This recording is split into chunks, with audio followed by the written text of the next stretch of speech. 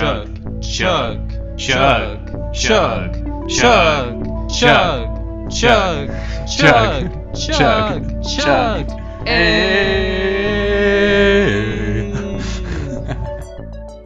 Welcome back to the Wizard Staff. I'm your host, Guy. And I'm Blake. And we are two drunk novices who like to talk about EDH. We drink and swear, so you've been warned. Please drink responsibly when you're talking about children's card games. Today, we have my very special guest, Alex. Hello, I'm Alex. That one's me. Yes, and he's here to talk about Legends of Runeterra with us. Woo! Woo! Yes. Alright, so we are going to be going through what is Legends of Runeterra, what are some of the gameplay mechanics and the different aspects of the game, and then kind of do a compare and contrast of what Legends of Runeterra is to Magic the Gathering, because Legends of Runeterra just came out a few days ago to everyone, I guess. Or It exited the open beta. Yes. It had its full release, so you could play it. But now it's officially out, and it's on mobile is the big thing. Yes. Which is something that it has already up on Magic. Being on mobile? Yeah. I mean, Arena's coming to mobile, right? I've heard that, yes? Eventually, yes. Eventually TM. But I think it needs to come to the Mac first, which they've been very slow on. But anyway, that's different discussion for a different point. Alright. Let's get into Alex. Okay. What are we drinking? We are drinking Angry Orchard because when you asked me about my drink preference, the answer my true answer as to what my favorite drink is would be some kind of cocktail. Probably I would go for an amaretto sour, but I don't want to make me mix drinks. So we went with Angry Orchard. I am an absolute baby in what I drink. I like things that are sweet and fruity, and that's the type of life I like to lead. Very nice. Yeah, I definitely don't know. I don't even remember what you said about the mixed drink. I don't know what it's called. I doubt I could even Guy, weren't you a bartender for a few months? I always follow up with I was a bartender, but I was definitely the worst bartender ever because I didn't even know any drink that anyone would ask me and how to make it. Okay. Excellent. All right. That's all right. Blake, what are you drinking? I am drinking. I'm already tipsy. This is the problem about getting tipsy is it's hard to read words. It's a Sonoma Curator. It's a rosé Pinot Noir from 2017, and it's a very good wine. Red, good to drink at 2 in the afternoon. Yes, it is 2 p.m. as we've started drinking. That's the quarantine life for you. Yes. You drink it all hours of the day now. It's just how it works.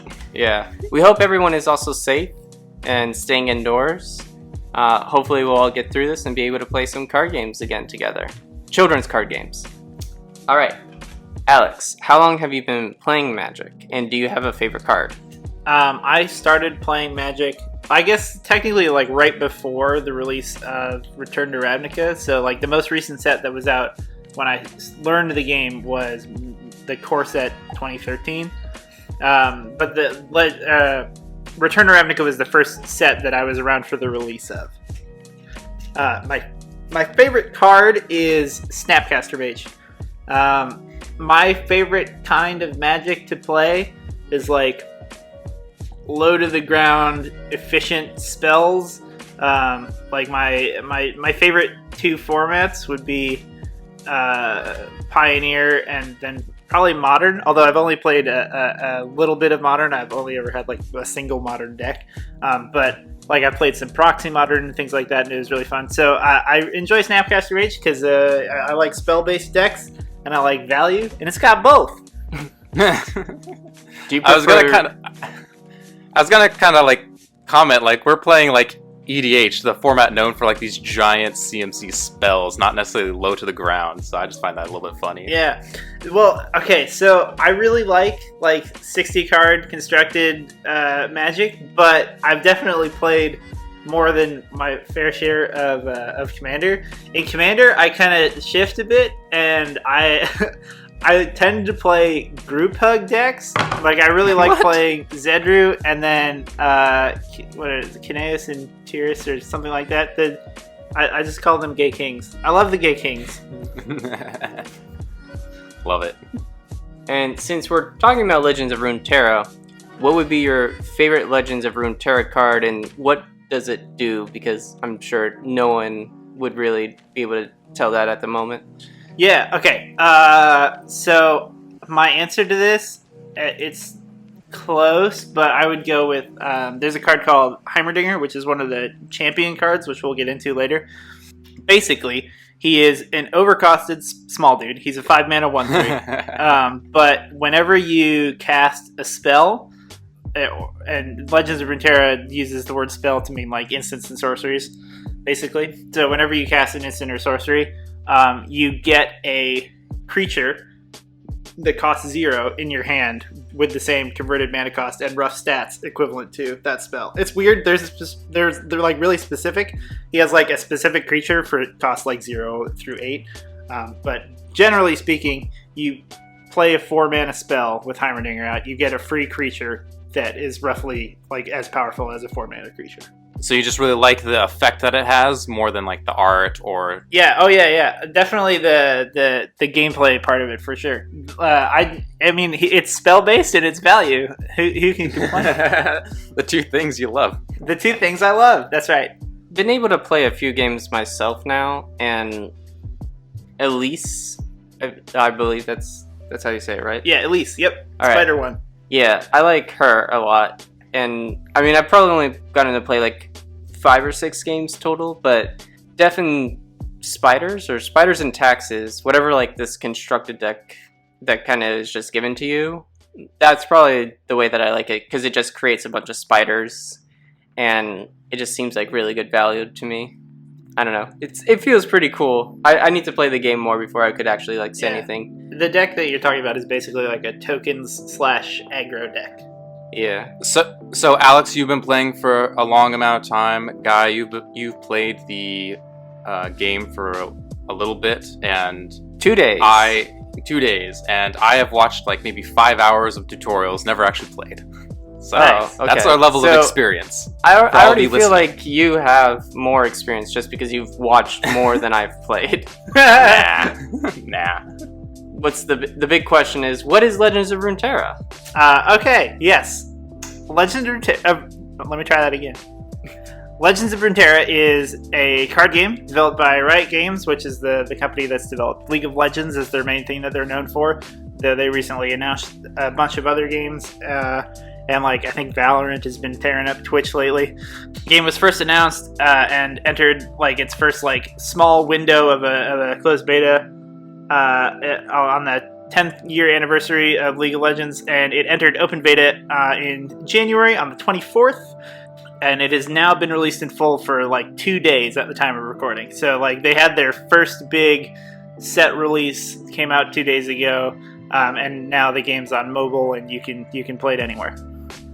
Very cool. You say that it's made by the same company, Riot Games.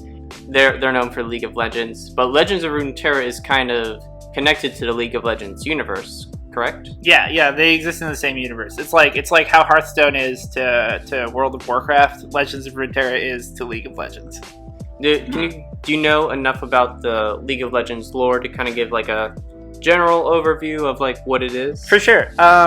So the League lore, when like the game first came out in 2009, I want to say, like ages ago, it was basically just like they had a game built, they had game mechanics, and they just sort of slapped a lore alongside it to sort of like justify like the game mechanics. Like it was a lore built to work around the game and not at all like it wasn't very good basically. So like I think after like 5 years or something, they officially said, hey, we're scrapping most of our canon because it's bad and there's not a lot of room for things. So since then, they've been working on developing the rest of the lore, which they haven't had a ton of opportunities to do like big plot developments, like how Magic does. Like Magic has whole arcs with characters and stuff, and like we followed like the Gatewatch through a bunch of different things. The League of Legends universe, like League of Legends as a game, doesn't have a lot to do with lore in the actual gameplay. So the only time they really had to develop the lore was when they released a new character, and they had to like explain who they were and where they came from.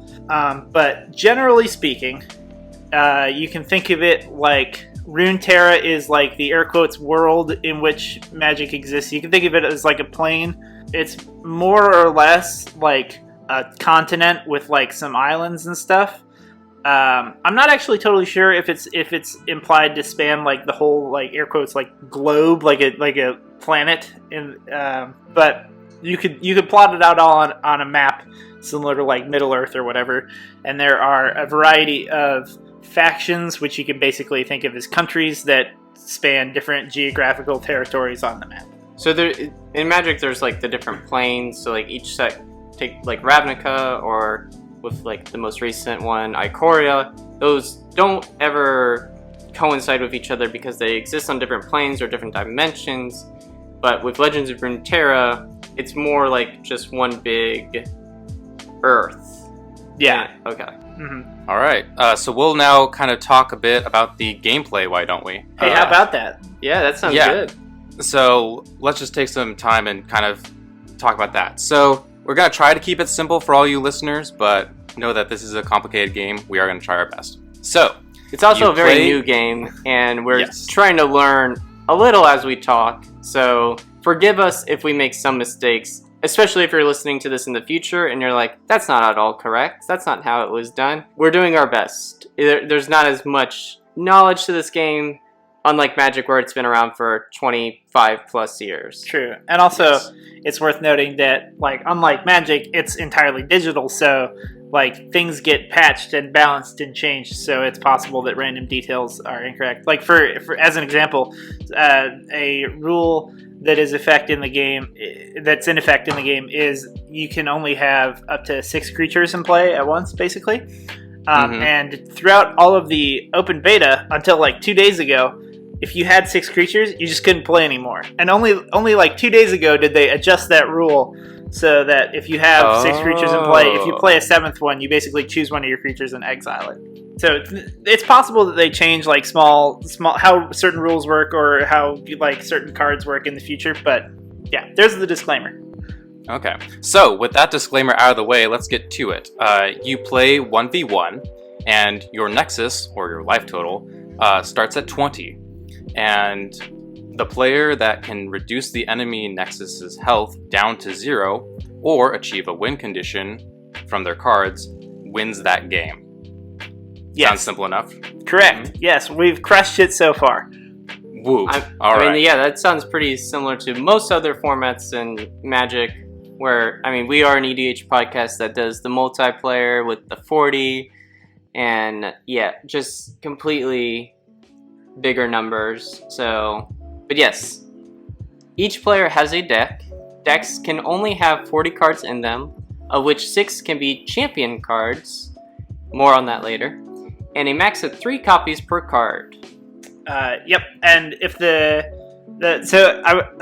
I'm looking at your show notes here. You have if the game reaches round 40, the game will end in a tie. This is a fun fact. I did not actually know that until I read your show notes, because it's literally never come up. Games are usually like 10 to 15 minutes. It's rare that you will like have a super long game that reaches like turn 40 or something like that. What round would you say you normally get to in a game? I don't really count them, to be honest, but I feel like usually like you gain 1 mana per turn up to a cap of 10, similar to Hearthstone, if anyone's ever played that. So I feel like usually once both players start hitting 10 mana, the game ends, if it hasn't already, within a couple of turns. Okay, on average. Okay. Yeah. So quick question on the whole 40 rounds. Like, in Magic, if you would, like, draw a card and you have no deck, you die. Does that happen in Runeterra? Yeah, yep, same rule. If you draw a card and you've got no cards in your deck, that's it, you lose. Okay, that's good to know. Okay. guess we'll just keep on rolling out here. Wait, self-mill. Oh, yeah. Yeah. Oh, so milling in quotes, like, you can mill out, but milling as a strategy isn't, like, a huge part of the game currently. They just, in the set that released 2 days ago, added a archetype that, like, self-mills itself, like, where it's basically, your deck starts with 40 cards, and this has a bunch of cards that care about if you can get down to 15 or less cards in your deck.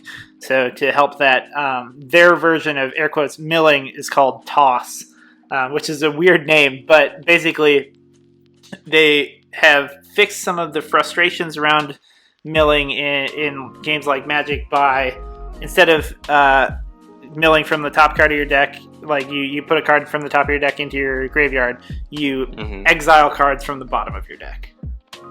So you never have salty moments where you like mill a card and go, oh, damn it, that's the one I wanted. Oh yeah, I didn't even like think of. Okay, that's kind of nice. It's like functionally the exact same, but without like the frustration of people getting tilted from milling their good cards, even though they had equal chance to mill their bad cards. So other alt win cons in the game, I hear most of them come through game mechanics. Sorry, not game mechanics, but more like the effects on cards. Yeah, most games you're going to play end by somebody's life total or their Nexus's health, as you can refer to it. I'm going to, like, just for context, I'm going to mentally translate a bunch of things into Magic speak so that it's easier to understand. Yeah, we'll probably be doing that a lot during this episode. Good. Yeah, so most games end when your life total goes to 0. But there are some cards that have like a you win the game clause on them. In general, those cards are a little bit better in Legends of Runeterra than I've experienced them be in Magic. Usually, like, if a card says you win the game on it in Magic, it's either like super bad or it's like a combo piece and something broken. Yeah, it is. Yeah. Happily Ever After and Thassa's Oracle. 2 good examples of you win the game. One being really bad, Thassa's Oracle being really good. Yeah.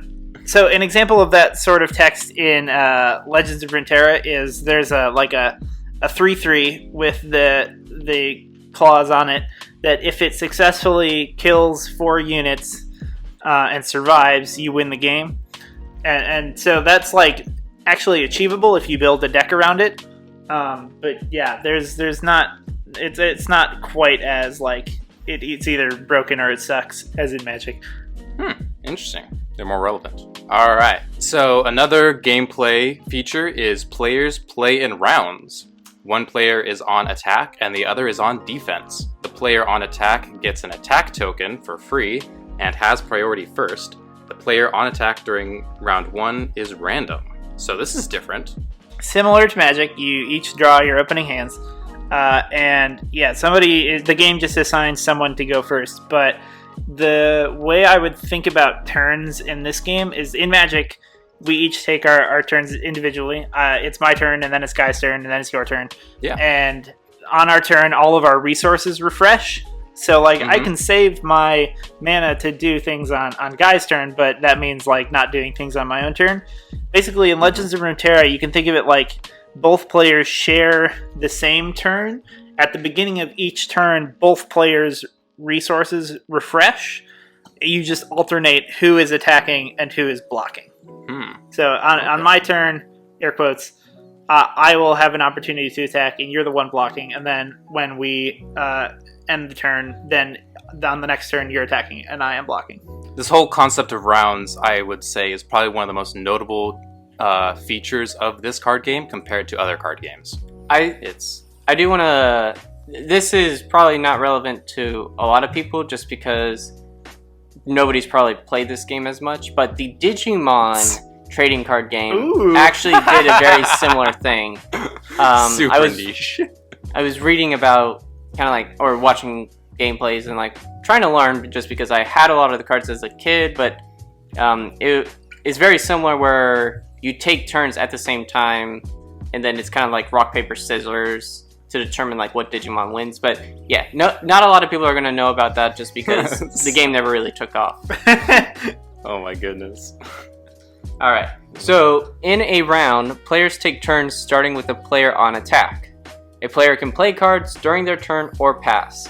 If both players pass without acting, the round ends. Yeah. Okay. This is my favorite thing about the game. I think this is like such a small but brilliant design choice in designing the game.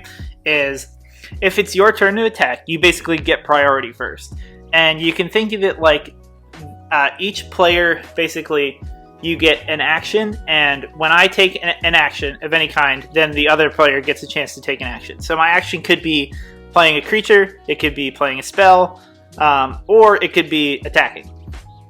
All of those things use your action and give the other player a chance to respond. So this actually leads to really interesting strategic decisions where sometimes you actually want more information, so you want your opponent to act before you, but so you might start the turn by attacking with like your small creature from last turn instead of playing your creature for this turn first, because you want to see what they're going to do before you decide what you're going to do. There's a really interesting decision there. So a lot of times you won't like play your 5-drop and then attack with your 5-drop, because if I play a 5-drop, well then they get a chance to play a 5-drop. Wow, that's different. Wow. Yeah, it's a really interesting balancing act. So if I attack first for my action, the other person has to do something first, and since they can't attack, they're gonna either play a card or do nothing, which is usually better. It gives you more information anyways. Okay, we'll talk about the next kind of gameplay feature. All cards have a mana cost and are unplayable unless a player has enough available mana to use the card.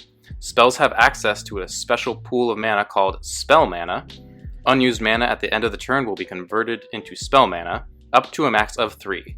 Spells use spell mana before using normal mana. So what does that mean? Okay, this is my second favorite design choice that they made when making the game. Spell mana is very, very cool. It incentivizes you basically to not make a deck that's 100% creatures, or else you're just going to be wasting potential mana that you could have access to. So if I on turn 3 have access to 3 mana and I don't use any of it, I pass my turn 3, I don't do nothing. On turn 4, I'm going to get 1 more mana, because the mana progression in this game works very similar to like Hearthstone. You start turn 1 with 1 mana, and then every turn you get access to 1 more, up to 10.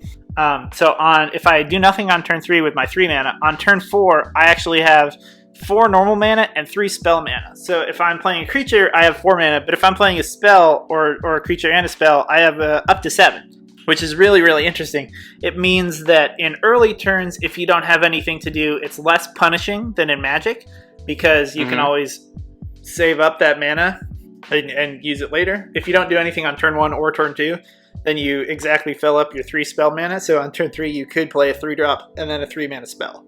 Okay. And this reminds me of Hearthstone's mechanics, where both Runeterra and Hearthstone have this mechanic that circumvents the problem that Magic has, which is mana flooding or getting mana screwed.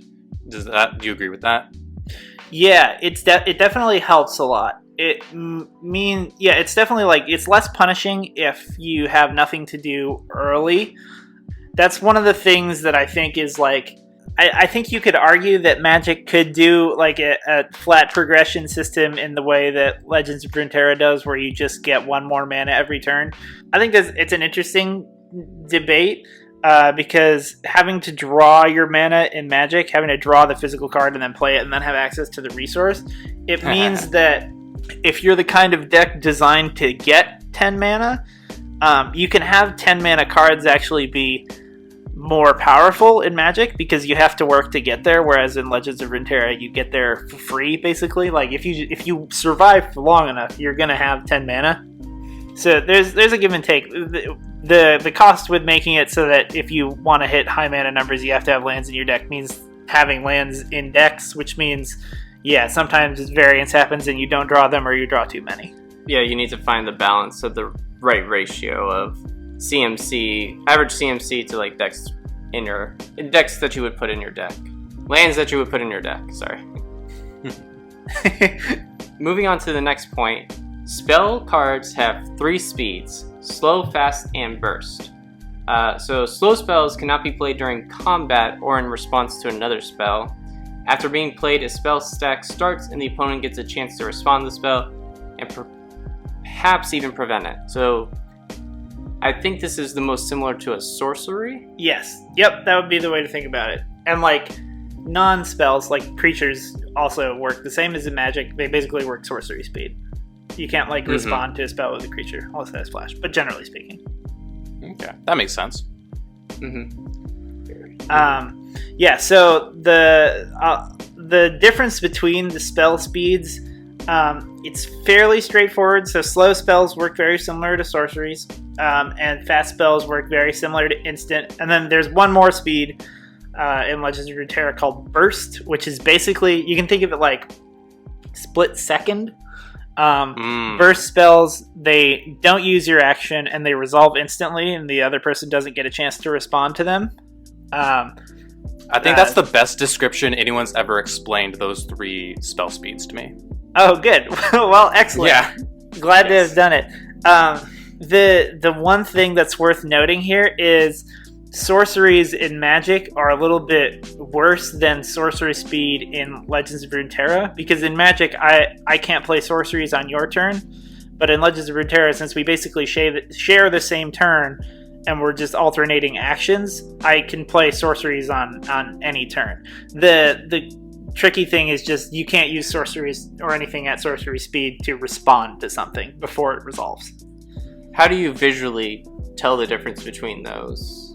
Like in the game? Yeah. Does it say like slow, fast burst? Yeah, it says it, and there's like a little icon associated with it. Okay. Yeah, I know, Blake, you wrote down like speed 1, 2, 3 in Yu-Gi-Oh, but like who the fuck knows anything about that? So like, dude, Yu-Gi-Oh spell speed is probably the most complicated bullshit. I can't even begin to explain why. Yeah, I was telling Alex, but like we've played the game for like 4 or 5 years, but yeah, we wouldn't really be able to tell you like what's what on the even on the cards. I probably list like 50 different examples, and like that's the best I could explain how they work. Yeah, in this game they work very similarly to Magic in that it says it on the card. Like it says slow, faster, burst, similar to how it says like creature, instant, sorcery. I like that. I'm just gonna move on to the next kind of gameplay feature, which is when playing a unit card, either a follower or a champion, the unit is moved from the hand to the bench. What does that mean, Alex? Okay, yeah. So first I'll talk about the distinction between like types of units. Units being what Legends of Runeterra, that's like the terminology it uses to refer to creatures. There's 2 different types of creatures. There's champions, which are really good creatures that you can have a limited number of in your deck. You have a 40 card deck, up to 6 of them can be champion cards, and you can only have up to 3 copies of a specific champion. So if you want to max out on champions, you have to include at least 2 different ones. And then everything else that's not a champion is just like a normal, they're called followers, but I'm going to continue to just call them creatures for ease of understanding. Sure. Okay, so then when you play a creature, it gets dropped onto the battlefield. You could refer it as the bench, the battlefield. I don't know, kind of however you want to think about it. It's kind of like Pokemon. Like Pokemon has a zone between the hand and the field. It's not quite both. It's like halfway between the 2. That's how I like to think about it. Oh, interesting. In Legends of Runeterra, there's like 3 zones. Basically, there's in your hand, there's in play, and then there's like, you can think of it as like in combat. Like there's like a separate zone that you move the creatures to, like physically, when you're like saying, okay, I'm attacking with this thing. I mean, there's a lot of like that shorthand basically happens in Magic. Like people tend to like move their creatures forward when they're attacking with them to like create an easy distinction for people. It's basically like that, but made into a concrete zone. Yeah, I think because I do know a little bit about the Pokemon TCG, and the bench in the Pokemon TCG is more like your Pokemon that are sitting off to the side that aren't in battle, but they will never go into battle until the Pokemon that is in battle comes off the field. So, whereas in Legends of Runeterra, you have your bench, and then you could just move them all to the battlefield to attack, or you could save them to like sit on the bench and wait for like maybe blockers. But yeah, in the TCG, they're more like setups for who's next after the Pokemon that's on the field is done.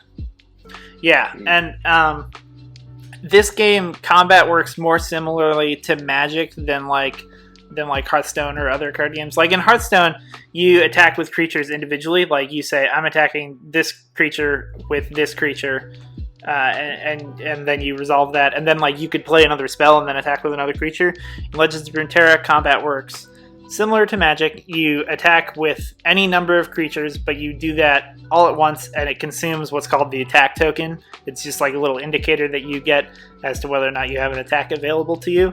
But you only get the one. So if you're attacking with any creatures, they have to go at that time or not at all that turn. All or nothing. Yes. If you don't have enough blockers, then you assign your units to block, and the units that get through your opponents deal damage to your Nexus. And unlike Magic, there is no multi-blocking. So one unit or creature to an opponent's unit or creature. Yep. And similar to Magic, sorry, I was taking a swig of my alcohol like an adult. And similar to Magic, I declare my attackers, and then you declare your blockers. I don't say I'm attacking your creature. I just attack you generally, and then you pick how blocking happens. Okay, that makes sense. That makes sense as someone who's played mini card games. All right, I'm such a prick. All right, so we also have the gameplay feature of players can also play expeditions to gain additional chests and unlocks quicker. What does that mean? Yeah, so I'll touch on, basically you're talking about like progression of like acquiring cards within the game. The thing that Legends of Runeterra is doing that's really, really interesting in terms of the progression, like in Magic you buy packs, and packs have cards in them, and what you get is up to chance unless you're buying like singles from a third-party seller or something. In Legends of Runeterra, they don't have packs that you can buy.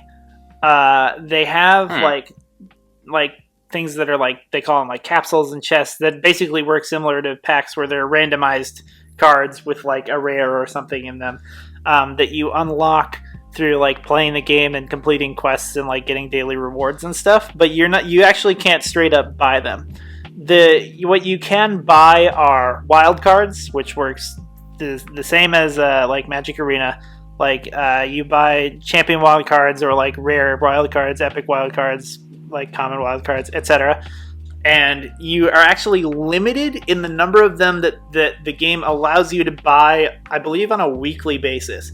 Like you literally cannot buy more than 3 champion wild cards in a week. It won't let you. It will not let you spend your money. Like, so it actually intentionally reduces the extent to which you can pay to win. You can pay to unlock cards and decks faster, but there's an interesting phenomenon that gets created whenever a set comes out, or like when the open beta started. And in the early days of the open beta, there was totally imperfect information because nobody was able to just drop like $300 into buying a ton of packs and unlocking like every card. Everybody had to literally play the game and unlock the progression to unlock most of their cards. So like the meta was imperfect because like on day one, nobody's going to have more than like 2 good decks. There's just no way for them to have it yet. So the new set having come out 2 days ago, I was playing a little bit earlier today to like warm up for this podcast. I was seeing some cards from the new set, but probably like not nearly as many as I'll see in a couple days when more people have unlocked more things. So it's an interesting environment of imperfect information. Okay.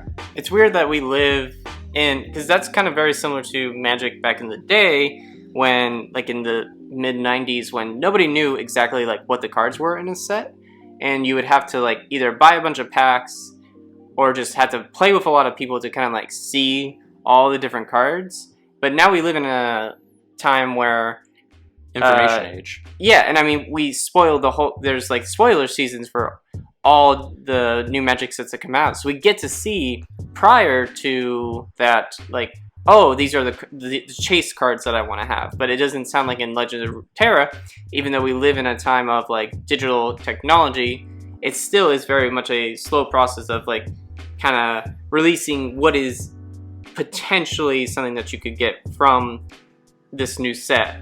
And I'll say really briefly, you mentioned expeditions in there. Just Yes. as an explanation of what that is the game's version of draft. Oh, okay. Cool. All right, so the last thing for at least the gameplay or game mechanics is players can only have 10 cards in hand and 6 units in play. And cards that exceed this limit will be obliterated. So I think, as we mentioned earlier, to kind of the errata rule that we were talking about, where if you couldn't play a 7th creature, but now if you have 6, you could play quote unquote your 7th. However, you would have to like sacrifice or obliterate one on the field in order to play it. Obliterate is this game's term for exile. It doesn't trigger death triggers. That's the main thing to note. Ooh, okay. So I can't just like fill my opponent's hand up with like 37 cards and wait for them to like die by filling out. If you have 10 cards in hand at the beginning of your turn and then you have to draw another one, it's basically like it gets obliterated. Yeah, it just you exile it. Similar to Hearthstone. Hearthstone worked that way as well. Okay. I'm guessing that having your opponent draw a bunch of cards is also not a strategy, just because you're on a mana system that only allows you to have so much mana, and basically if, like in Magic, if you just had your opponent draw their whole deck to the point where they would lose, that's one way that you could do it. But in this game, it doesn't seem like that you would want to do that, because you'd probably only have so much mana to allow them to draw cards, and at that point they could just kind of like sculpt their hand to like be whatever they want it to be, or whatever's best in that kind of situation. And in this game, there's not currently a lot of ways. It's a very young game, but there's not a lot of ways to make your opponent draw cards. That could be something that they add later on. Like that was a niche strategy in Hearthstone, I believe, to like try and make your opponent draw more cards than they could have in hand, and therefore like mill them. But that's not currently a thing in the game. Okay, maybe one day. Maybe one day. How about we transition into talking about the cards? We've been talking about how the game kind of operates, its mechanisms, but like let's start talking about like the types of cards that you actually play in this game. And let's start off with like region types. Alex, I'm gonna have you read these because I'm gonna fuck up the names so hard. Yeah, that's totally. Yeah, I got you. Let me take a stab at these. Okay, so there's 7 regions. I'll blast through these names quickly because they mean nothing to you. But if you're familiar with League of Legends, they're Demacia, Freljord, Ionia, Noxus, Piltover/Zaun, Shadow Isles, and Bilgewater, which is the new one that just came out with the release of the current set like 2 days ago. We have sort of tried to explain them in the way that Magic has the color pie, and like what some of them like more or less align with colors on the color pie, but it's not a perfect comparison. Some of them don't like fit well into one of those types. Would you say it's like more like deck building styles is a better way to describe them? Yeah. So basically, when you're building a deck, there's these 7 regions. Your deck can contain up to 2 of them, so you can make one that's just one region, or it can be 2, which is, I think, a decision that's made out of necessity. Magic solves this because you have to put the actual lands in your deck for the colors you want to play. If you're playing 5 color, like it's just like built in that your land situation is going to be more difficult in terms of like getting the color requirements. Right. Because every card in this game uses the same type of like generic mana that you get every turn. They have to like manually limit you so that you don't just play a deck that is every region and you're just playing the best cards from every region. Okay, that makes sense when you put it like that. Like a quick and easy run through. That I don't know if this is massively useful to people, but if you are going to pick up the game, the Demacia is similar-ish to white. It's got some a mix of like a bunch of creatures and some beefier creatures. It's very creature-centric. Freljord is you can think of it as kind of green, like green asterisk. It has a bunch of beefy dudes, but it's also got like some like ice themed effects. Like most of the spells in Freljord have to do with like something called frostbiting, which is like reducing opponents' creatures' attack to 0 for the turn. Freljord in general is like it's like a little bit slower. It's got big dudes and ways to delay the game. Ionia is like the game's closest thing to blue. There's a bunch of like spells in there. It's got also like some evasive creatures, but it doesn't have really a ton of like beefy creatures. Then there's the game's version of Red is basically Noxus, which focuses on small, efficient, powerful creatures that are quick, and it has spells that are based around dealing damage and killing stuff.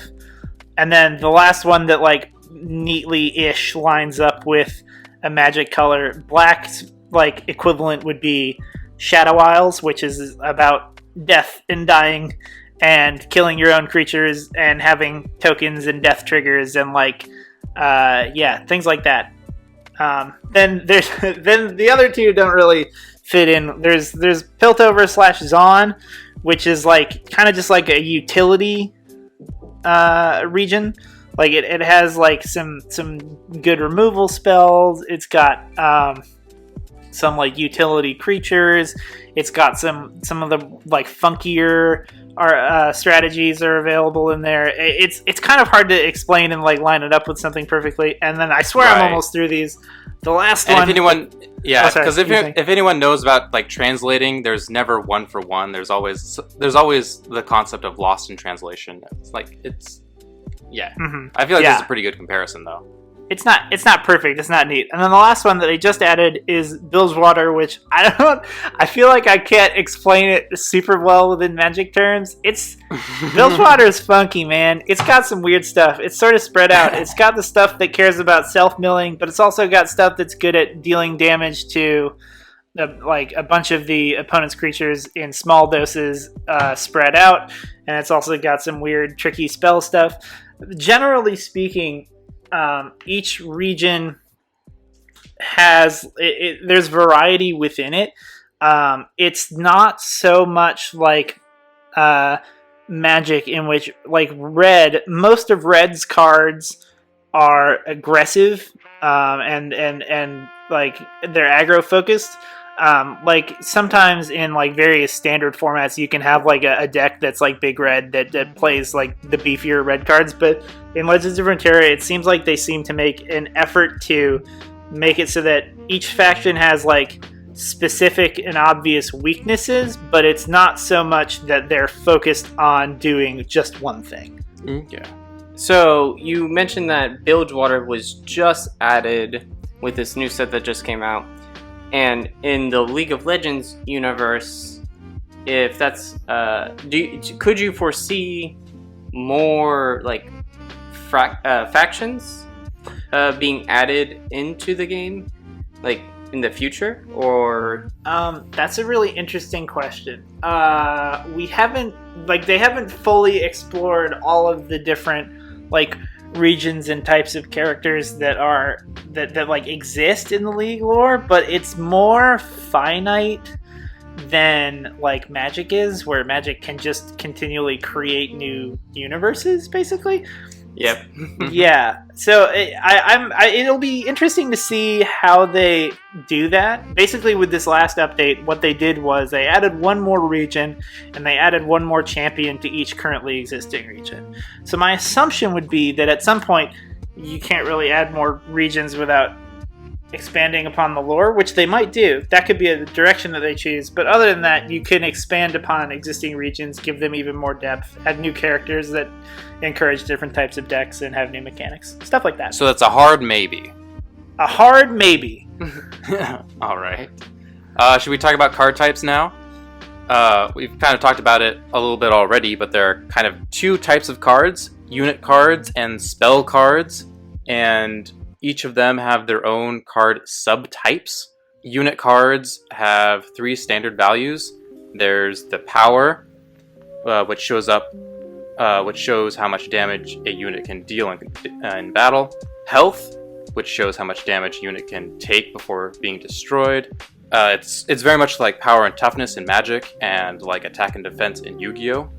And this is like a feature in almost any card game. Mm-hmm. Yep. Yeah, similar system. The main difference in this game is that in Magic, damage wears off at the end of the turn.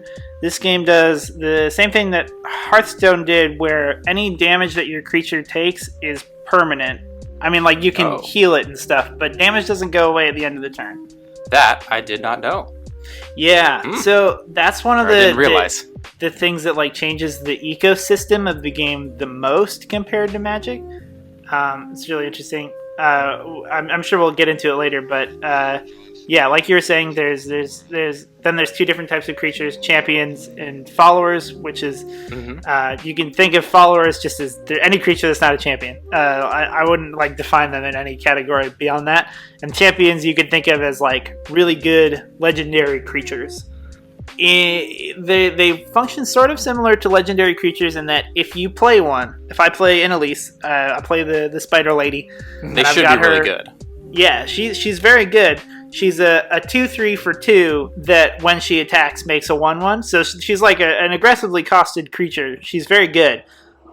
But any extra copies of Elise that I have in my hand then turn into their air quote signature spell. So I think Elise's is like a 3-mana spell that makes 2 1/1s. But yeah, so you can't like play multiple champions from your hand. You actually can have multiple of the same champion in play through like other effects. Like if you have an effect that resurrects a champion that died, you can have more than one Elise in play. But you can't like just play a bunch of Elises. So like, what other features can champions do? Like, so they have like one other major component to them. The champions are they're the most complicated card type. They have their signature spell that they're associated with, that they turn into, and they have the ability to level up 1 time. They have some requirement that once you meet it over the course of playing the game, they get more powerful. So usually that involves like a stat boost and better abilities and things like that. So there's one champion, Jinx, who levels up when your hand is empty. And so she's a very aggressive creature, and when your hand is empty, she turns into a 1-sided Howling Mine. You draw 2 cards every turn, and then you get a bonus every time you empty your hand again. There's champions like Fiora, who's the 3/3 that when she kills stuff, eventually you win the game. She levels up when she kills 2 things and survives, which is harder to do because damage stays in this game. Then she levels up, she gets a little bit stronger, and unlocks the win the game clause if you kill 2 more things, so 4 total. Yeah, they all have that sort of like special condition upon which they become stronger. And that condition is sort of what like inspires deck building around the champion. Okay. Alright, so this game's kind of making sense to me. Like, we talked about gameplay, we've talked about cards. I want to interrogate you now, though, Alex. I want to ask you a few questions. Hit me. Let's do it. Alright, so we're going to spend the last few minutes asking Alex some questions here. So, Alex, what kind of advice would you give someone who is playing Magic but wants to start playing Legends of Runeterra? Okay, so this is so fun. I love contrasting the strategic differences between the 2 games. One of the things is the thing I mentioned earlier, where attacking first is better than like your Magic adjusted brain would assume it is, because playing a creature or a spell usually allows your opponent to then do the same thing. So if it's like turn 4 and I play 4-drop and then they play a 4-drop, their 4-drop probably kills all of my 3-drops and 2-drops that I have from the previous turns. So generally, it is often better to attack with my 3-drop and 2-drop now before they get a chance to play something better, and then play cards afterwards. So you frequently attack first in turns, but not always. And so there's an interesting decision making that can happen there. But I think the main other difference in gameplay Oh, there's two. Okay, there's a bunch of them, but I'm picking two. The first one is that because damage stays, cards that deal small increments of damage are better than you think they are, and cards that or when you're in combat, trading off your small creatures into big ones is better than you think. Because in Magic, if I block your 5/5 with my 3/3, that just feels bad for me because I lose a creature and don't really get anything unless I have another way to finish off your 5/5. In this game, I can trade my 3/3 into your 5/5 now, and then at any point in the future, I can like finish off your 5/5 with my 2/1 because it only has 2 health left. So trading is better, or chump blocking is better. And so the last like big strategic like paradigm shift would be, since you alternate attacking and defending, but your resources refresh every turn, you get your mana refilled every turn. In Magic, like, this is sort of a weird one to explain. My mana fills up at the start of my turn, and then I can choose to either spend it like aggressively if I'm planning on attacking you, or I can like hold it and play it defensively. But that's you get your mana refreshed on the turn when you're defending. So there's like a more interesting ebb and flow to it, where sometimes you can attack with the creatures that you have currently out, but you don't need to develop your next attacker immediately. Like, you can sort of play reactively on your attacking turn if you want, based on what your opponent's doing, because you have a chance where all your mana is going to come back before the next time you're going to attack. And the same goes the same way. You can play sort of offensively on the turn where you're blocking, because you always have an opportunity to, before you attack, spend mana doing something else you would want to do before your attack. So yeah, you can think ahead and time your turns out in sort of a different manner because of the resource refreshing. I think all of these things are very doable, and I think in the end will make people better card game players in general. Just being more well-rounded. Yeah. Are there any good tips from Magic? So you kind of talked about, like, you know, things that you shouldn't do from Magic and then do in Legends of Runeterra, like kind of do the opposite. But are there things that would translate well from Magic that you should do, that you should continue to do in Legends of Runeterra? That's actually a fantastic question. Most things stay the same. Drawing a card is still really good. Like, I think it's possible that drawing a card in Legends of Runeterra is actually a little bit more powerful than in Magic, just because you can't draw lands. Like, every time you draw a card, it is something that you can do something with. It's some kind of gas, probably. You don't have those turns where you just, like, you draw extra cards, but they're lands, so you actually didn't really gain, like, more options or abilities to do things. So drawing a card, maybe actually even better. Still value that quite a lot. Removal, in general, it feels a little bit different. Or I'll say it like this. It looks different in Legends of Runeterra, but actually kind of feels the same-ish somehow to Magic. Removal in Legends of Runeterra is actually more expensive. Like, in Magic, I feel like for Standard, the staple cost for, like, destroy a creature, for, like, murder, is 3. It costs 3 mana. Something that says straight up, destroy a creature in Legends of Runeterra costs 7 mana, which feels like a ton. And like their version of Counterspell costs 4 mana.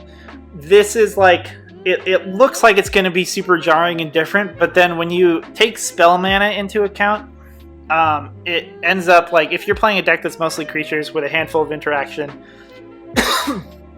excuse me, chances are you're going to have like the random like leftover 1 mana and 2 mana where you couldn't spend your mana perfectly on turns is built up so that you can use spells using spell mana to give them a discount. So it ends up playing similar-ish. And because damage doesn't go away, most of the removal in this game is damage-based. and you can stack up damage from multiple sources to kill creatures. So I wouldn't get put off by how expensive removal and interaction looks, because it doesn't really play that way. Okay. Yeah, I know we have something written down here, but I'm going to ask a similar but different question. Yeah, so, that's fine. Alex, in like your opinion, what is like the advantage that Legends of Runeterra has over Magic or any other card game in general? Like, there's a bunch of card games out there. Why should people play Runeterra? That's a really good question. I think the main selling points, like I mentioned, the progression and the intentional reduction of your ability to pay to win is really good. And at least it seems to be working out for them in terms of like a monetization thing. You can buy like cosmetic, like non-game impacting things. Like you can buy like cosmetics that change the appearance of your board, which is basically like playmats. But the progression thing is a huge part of it. I mean, one of the biggest advantages that it has over Magic is just the fact that it came out afterwards and got to learn everything from Magic and from all the games that have come before it. To me, playing it very much feels like I'm playing something that is like a really, really well-reasoned, well-thought-out look at the card game genre and taking the best decisions from games that have really, really nailed something. Like, my main gripe with Hearthstone is that I really like the part of Magic that uses the stack and has interaction, and you can have like these like spell wars where like I play a spell and then you counter it and then I respond with a different spell. Like that's super cool to me, and I really like that, and I like that this game has that. The main other thing that I would say is like a really good argument for why this game is something special is the card balance. Because the game doesn't by default come in packs that you buy and you just unlock packs, they actually don't really have much of a motivation to include cards that would be like, air quotes, draft chaff. Like, you don't, the cards that are like just straight up bad or worse than like alternates that you have available, that's not really a thing. The goal, and they've said this explicitly in like dev blogs and stuff, the goal for this game is to not have bad cards. Like, if they're putting a card in the game, they want it to be useful in at least one good deck. So unlocking cards and the progression feels better because you never really get like the disappointing moments where you open a pack and like it's just a bunch of bad cards in there. Like, you might open duplicates and things you already have, but like your hit rate is much higher, so it feels much better to unlock the cards. Okay, that makes sense. What you said earlier, I have something to comment on, where you're like the progression for you as a person through the game is really nice. I spent probably 2 hours reading reviews, and the summation of that is that 99% of people, that was one of their things that they liked about it. They gave it 5 out of 5 stars. Like 99% of people gave 5 out of 5 stars, saying, "This, like, I really love this game." And one thing I kept seeing pop up was the fact that you could progress through the game fairly easily, that you were getting all of these pretty good cards like day one, like the first week of playing this game. It was very, and then the app, like the game itself is free, and so it's just very new player friendly. Whereas Magic, like, it really benefits the people who've been playing for years and years and years, and you could make that argument for like other games like Hearthstone and like other games. So that is one thing that I like, as someone who has never played the game, I think will agree with you that it's very like new user friendly because it's not, air quotes, pay to win. Yeah, it's that part of it feels really nice.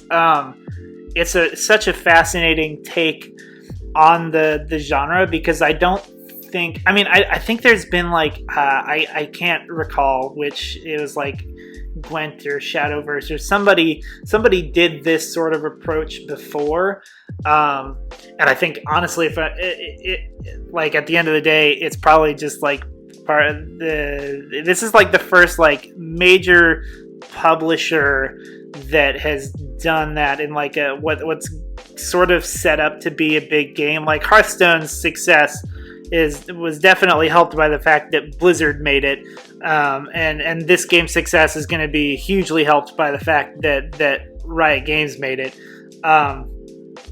and so this is probably the first time that's been brought to like a really big headliner game. I think. I'm sure there's somebody who's going to prove me wrong, but I think that's right. We'll find out. Guy, do you have any last questions? Well, yes, I have a couple last questions because it's very interesting to me how this game is purely digital and will probably always be digital. It is unlikely that there could be a paper version of it, and so kind of to ask a question off a point you made earlier, but so if you open up like duplicates of a card, I understand like if you need like maybe 3 Elises, and that's like the max you can have for like a deck.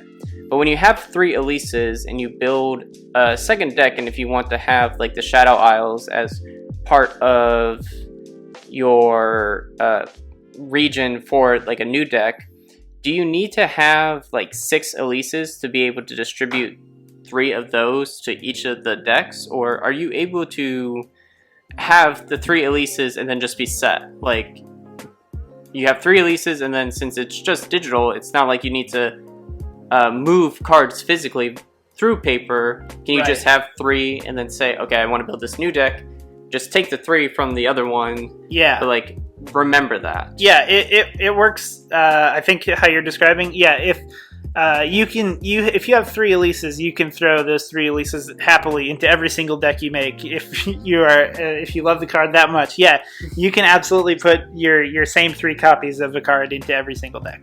There's no need to ever have more than 3 copies. And if you ever get more than 3 copies of a card, it gets like air quotes disenchanted. It gets refunded into like your in-game currency that you can use to unlock cards as well as wild cards. Okay, yeah. I don't know if that's like how Magic Arena does that, but it's just something that I was thinking about as like a potential flaw, or I could just see how that could get kind of frustrating for it. Mm-hmm. But do you see any other advantages for this game being digital versus having like a paper format, or? It definitely feels like they are they're not shy about exploring the space that becomes available when you specifically make it digital.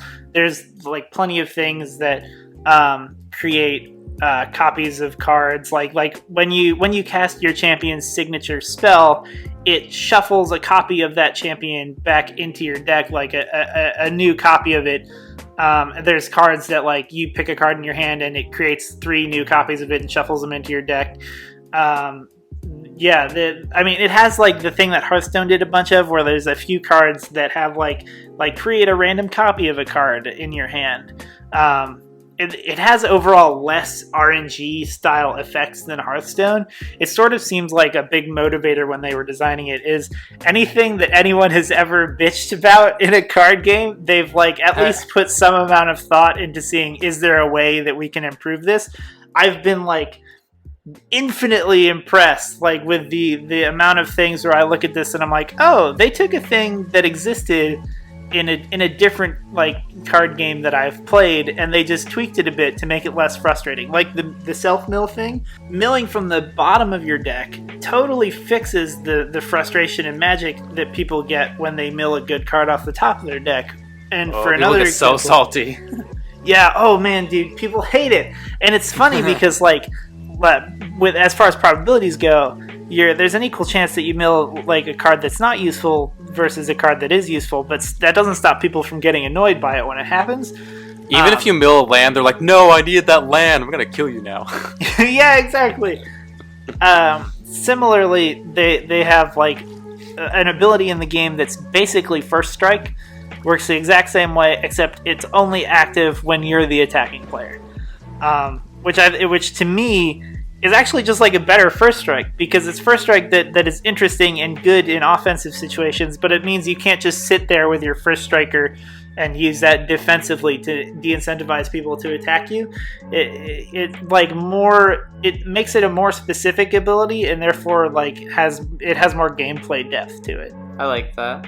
And then the last thing that I would ask is, so again, digital versus paper, and Magic has the advantage of, people have been able to experiment and, create their own formats, which is how EDH came to be. Like, a group of people were just saying like, oh, we have a bunch of these cards, and here's how we're going to make decks, and here's how we're going to play the game.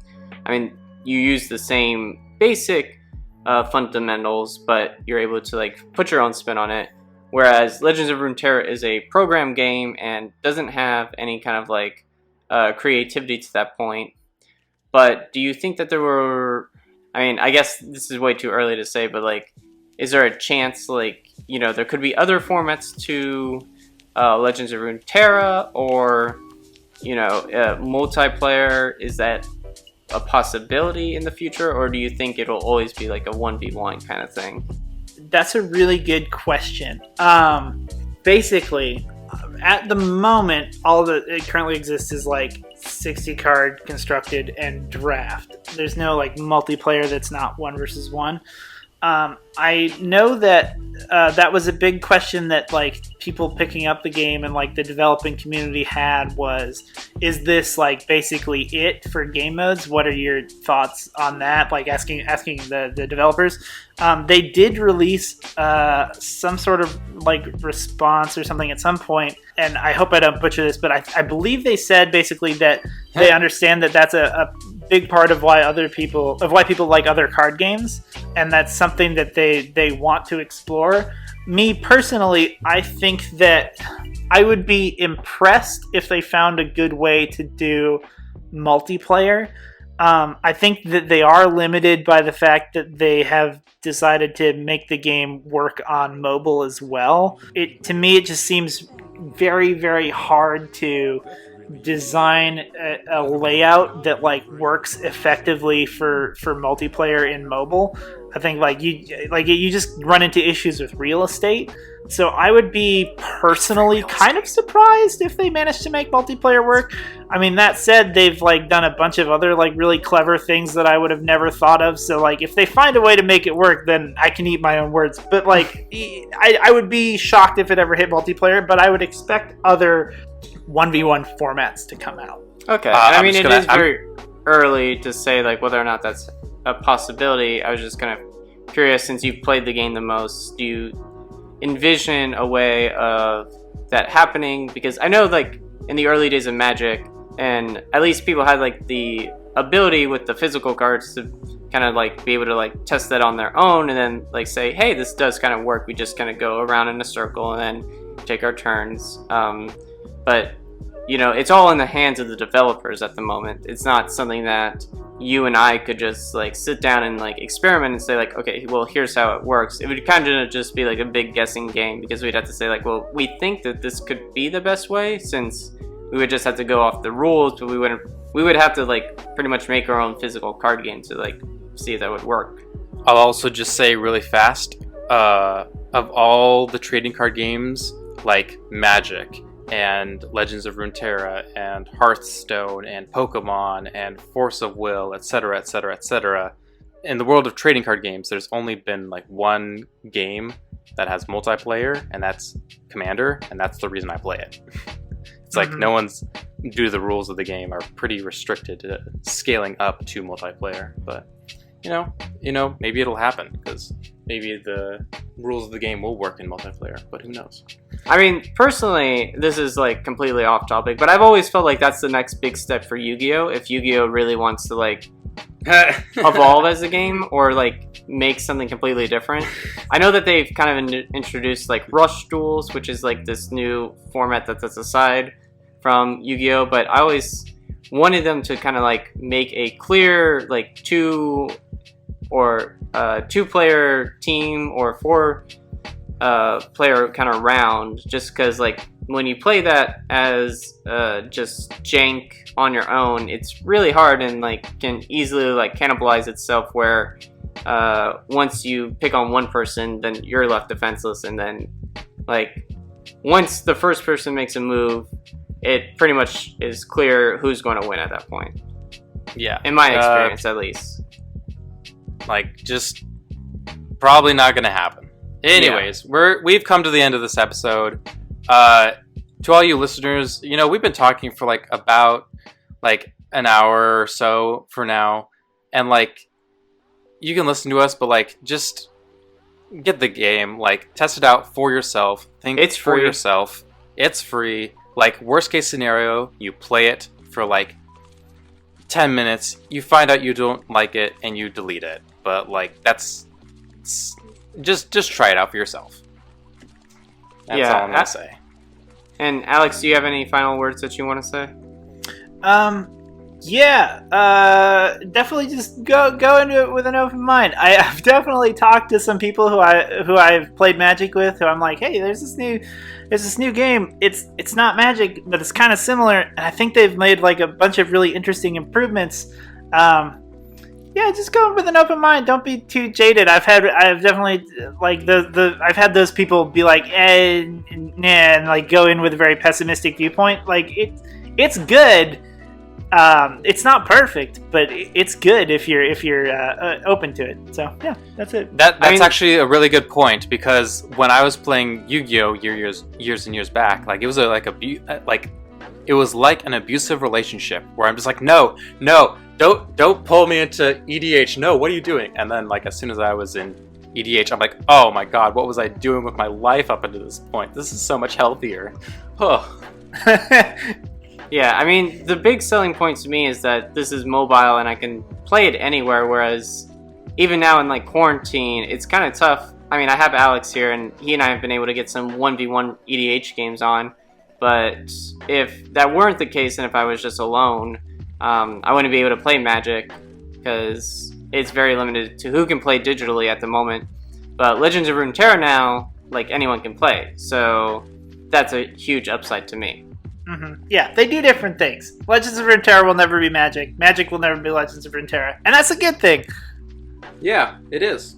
Just as we're about to finish up this podcast, I just got a notification on my phone saying, Legends of Runeterra, you have a reward waiting for you. So I will have to check out what that is very soon. All right. So thank you very much for listening. Thank you very much for Alex being on this podcast. Alex. Yeah, thank you for having me. It was a blast. You can find us on Twitter at thewizardstaff101. You can find us on Instagram at the same handle. Send us an email at thewizardstaff101@gmail.com. We are on Facebook and anywhere else that you can listen to your podcasts, iTunes, Spotify, Stitcher. Leave us a like, comment, and subscribe. Or also YouTube, the other big one. But we hope you're all safe during this quarantine, and we hope to talk to you again soon. All right. Peace.